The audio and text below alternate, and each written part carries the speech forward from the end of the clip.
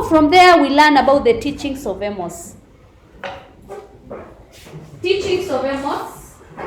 So tell me the teachings of Amos, because we've already read ahead of the teacher. Teachings of Amos. Yes? Hypocrisy. Yes, punishment and judgment. Yes. You wanted to say that? The what? The day of the Lord. Yes? The remnant. So the teachings, we are going to look at each of the teachings.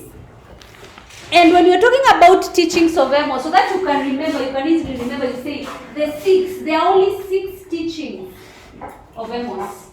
We have social justice and responsibility. If you remember justice, of course you're going to remember responsibility. There is hypocrisy, there is judgment, Israel election, the day of the Lord, remnant, and the restoration. What mostly you're asked in the exam is about Israelite election and the day of the Lord. They are usually, I don't know why they usually tackle those